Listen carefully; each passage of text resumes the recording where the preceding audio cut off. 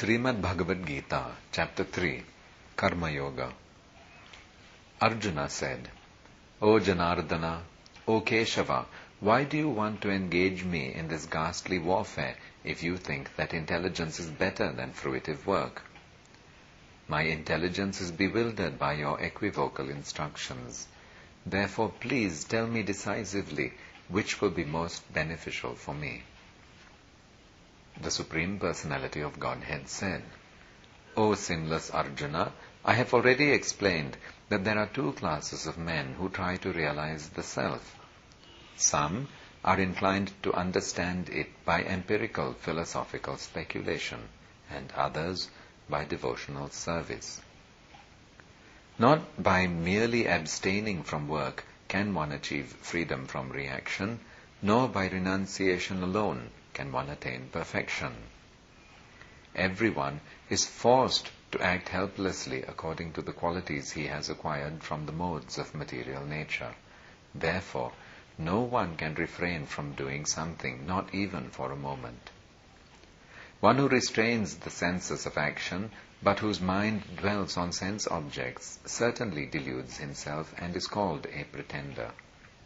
On the other hand, if a sincere person tries to control the active senses by the mind and begins karma yoga in Krishna consciousness without attachment, he is by far superior. Perform your prescribed duty, for by doing so, Perform your prescribed duty, for doing so is better than not working. One cannot even maintain one's physical body without work. Work done as a sacrifice for Vishnu has to be performed. Otherwise, work causes bondage in this material world. Therefore, O son of Kunti, perform your prescribed duties for his satisfaction, and in that way you will always remain free from bondage.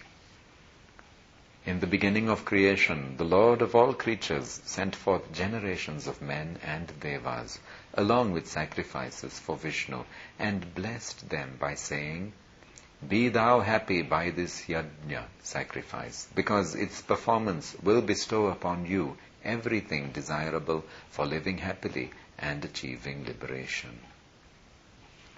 The devas, being pleased by sacrifices, will also please you, and thus, by cooperation between men and devas, prosperity will reign for all.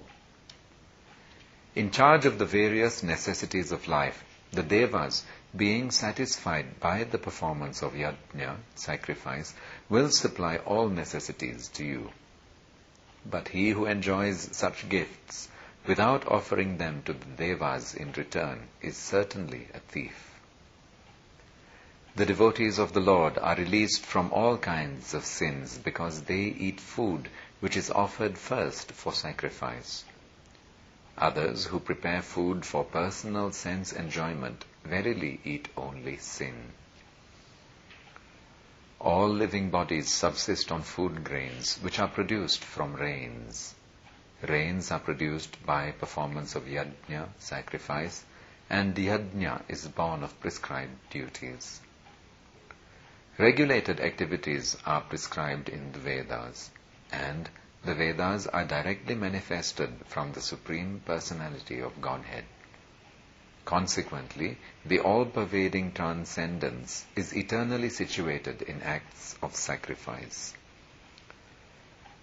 My dear Arjuna, one who does not follow in human life the cycle of sacrifice thus established by the Vedas certainly leads a life full of sin.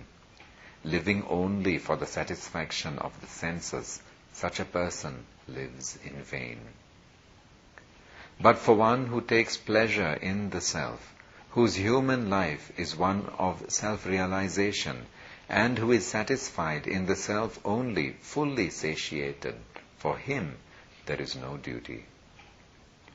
A self-realized man has no purpose to fulfill in the discharge of his prescribed duties, nor has he any reason not to perform such work, nor has he any need to depend on any other living being.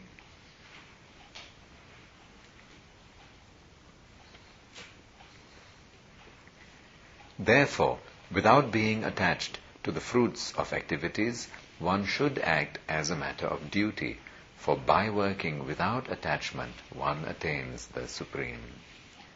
Kings such as Janaka attained perfection solely by performance of prescribed duties.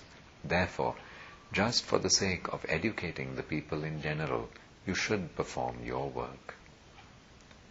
Whatever action a great man performs, common men follow, and whatever standards he sets by exemplary acts, all the world pursues. O son of Pritha, there is no work prescribed for me within all the three planetary systems, nor am I in want of anything, nor have I a need to obtain anything, and yet I am engaged in prescribed duties.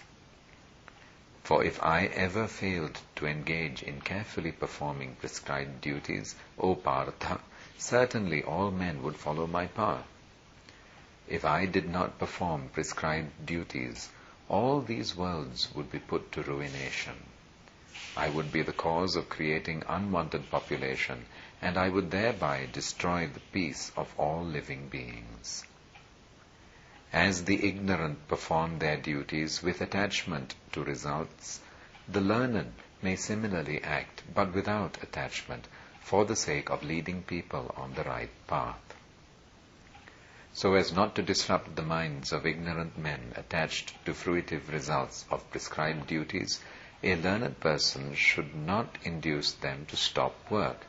Rather, by working in the spirit of devotion, he should engage them in all sorts of activities for the gradual development of Krishna consciousness. The spirit soul, bewildered by the influence of false ego, thinks himself the doer of activities that are in actuality carried out by the three modes of material nature. One who is in knowledge of the absolute truth, or mighty armed, does not engage himself in the senses and sense gratification, knowing well the differences between work in devotion and work for fruitive results. Bewildered by the modes of material nature, the ignorant fully engage themselves in material activities and become attached. But the wise should not unsettle them, although these duties are inferior due to the performer's lack of knowledge.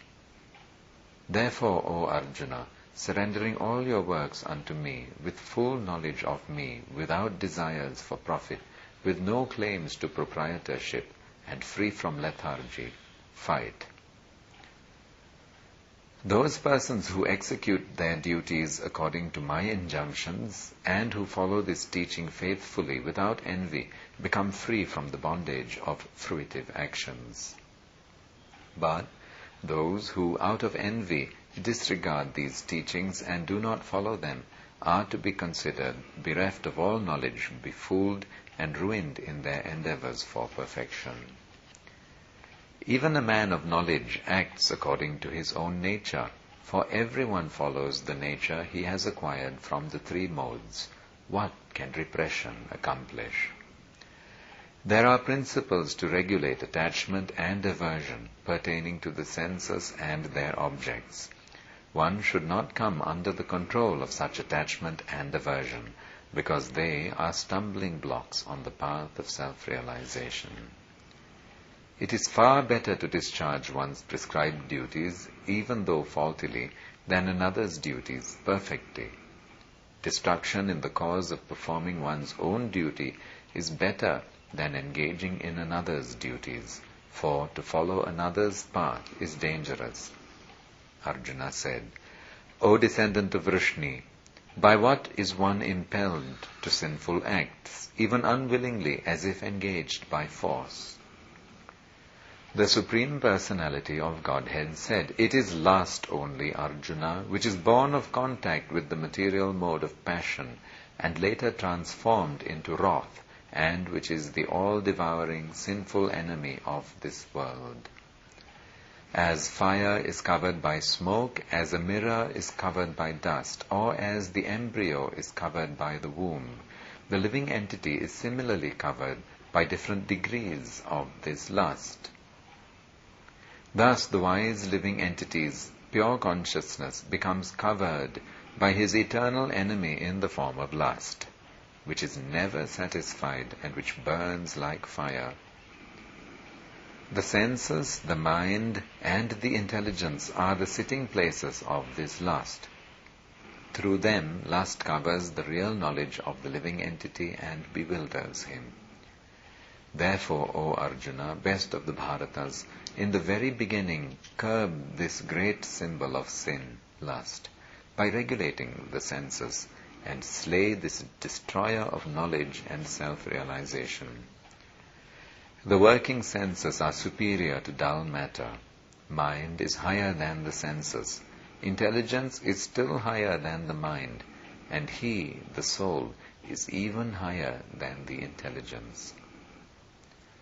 Thus, knowing oneself to be transcendental to the material senses, mind, and intelligence, O mighty armed Arjuna, one should steady the mind by deliberate spiritual intelligence, Krishna consciousness, and thus, by spiritual strength, conquer this insatiable enemy known as lust. Thus ends Karma Yoga, the third chapter of the perfect Upanishad and beautiful Yoga Shastra, Shrimad Bhagavad Gita, which was spoken by Lord Shri Krishna himself to Arjuna, and which is found in the Bhishma Parva section of the great epic, the Mahabharata, which was composed by the great sage Vyasadeva in 100,000 verses. Jai Shrimad Bhagavad Gita ki Jai.